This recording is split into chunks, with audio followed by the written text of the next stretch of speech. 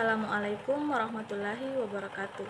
Perkenalkan, nama saya Dwi Pratiwi dengan NIM 2304030041. Di sini saya akan menjelaskan sedikit tentang materi yang berjudul Lembaga Keuangan Bank dan Non-Bank. Lembaga keuangan di Indonesia terbagi menjadi dua jenis utama. Yang pertama, bank dan non-bank.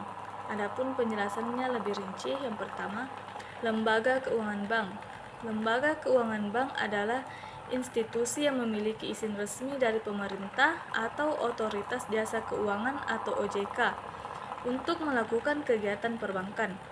Ciri utama lembaga keuangan bank adalah kemampuannya untuk menerima simpanan masyarakat dan menyalurkannya kembali dalam bentuk kredit atau pembiayaan. Adapun beberapa jenis lembaga keuangan bank di Indonesia. Yang pertama, bank umum. Bank umum memiliki fungsi yang paling lengkap, termasuk menerima simpanan dalam berbagai bentuk giro, tabungan, dan deposito, memberikan kredit, dan melakukan berbagai transaksi perbankan lainnya. Bank umum terbagi lagi menjadi bank umum konvensional dan bank umum syariah. Selanjutnya, penjelasan tentang lembaga keuangan non-bank. Lembaga keuangan non-bank adalah institusi yang juga berperan dalam menyalurkan dana tetapi tidak memiliki fungsi menerima simpanan masyarakat secara langsung seperti bank. Mereka memiliki peran spesifik dalam sistem keuangan dan diatur oleh OJK. Adapun contoh lembaga keuangan non-bank meliputi yang pertama, perusahaan pembiayaan. Lembaga ini memberikan pembiayaan untuk berbagai keperluan seperti pembiayaan kendaraan bermotor, elektronik, dan properti. Materi selanjutnya tentang reksadana syariah.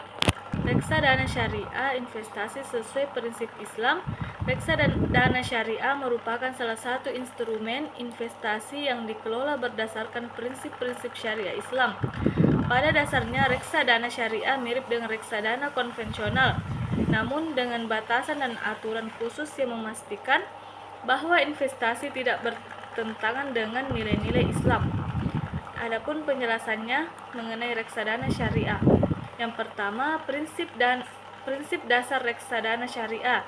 Tidak beroperasi di sektor terlarang. Reksadana syariah tidak boleh berinvestasi pada perusahaan yang bergerak di sektor yang dilarang dalam Islam, seperti perjudian, minuman keras, dan riba. Selanjutnya, transparansi dan akuntabilitas. Pengelolaan reksadana syariah harus transparan dan akuntabel, sehingga investor dapat mengetahui dengan jelas bagaimana dana mereka diinvestasikan. Selanjutnya, etika dan moral. Reksadana syariah harus mematuhi etika dan moral Islam dalam setiap proses investasinya. Selanjutnya, materi tentang pasar uang. Pasar uang adalah tempat di mana lembaga keuangan seperti bank dan perusahaan saling meminjamkan dan meminjamkan dana jangka pendek. Ini adalah pasar yang sangat penting dalam sistem keuangan karena membantu mengatur likuiditas dan suku bunga. Adapun beberapa poin penting tentang pasar uang. Yang pertama, jangka waktu. Pasar uang berfokus pada transaksi dana dengan jangka waktu kurang dari 1 tahun. Berbeda dengan pasar modal yang melibatkan investasi jangka panjang seperti saham dan obligasi. Yang kedua, instrumen. Instrumen utama di pasar uang adalah surat berharga yang memiliki jatuh tempo kurang dari 1 tahun. Contohnya, sertifikat deposito. Surat berharga yang dikeluarkan oleh bank yang menjanjikan pengembalian pokok dan bunga pada tanggal jatuh tempo. Adapun pelaku-pelaku utama di pasar uang. Yang pertama, bank. Bank merupakan pemain utama di pasar uang, baik sebagai pemberi pinjaman maupun peminjam dana. Yang kedua, lembaga keuangan non-bank.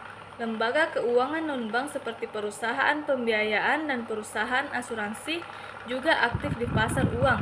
Perusahaan dapat meminjam dana di pasar uang untuk mendanai kebutuhan jangka pendek mereka.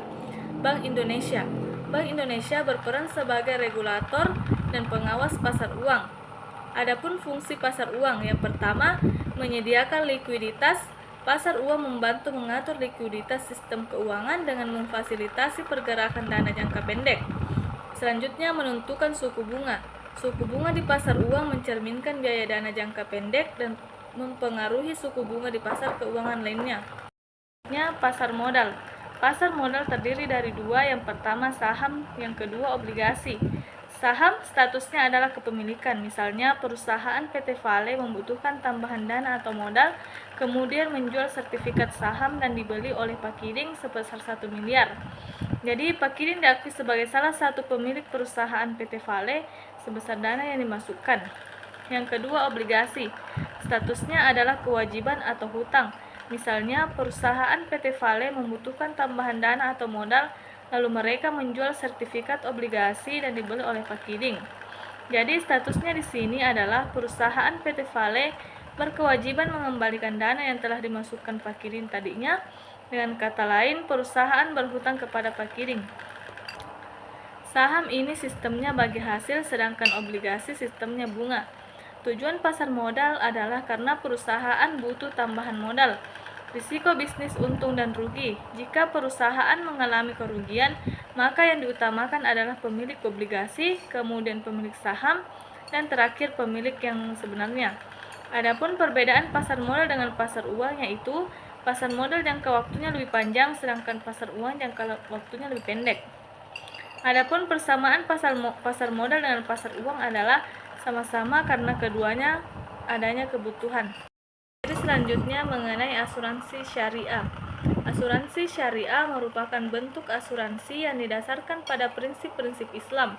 Berbeda dengan asuransi konvensional, asuransi syariah mengedepankan prinsip keadilan, saling tolong-menolong dan menghindari unsur riba, gharar atau ketidakpastian, dan maisir atau judi. Prinsip dasar asuransi syariah.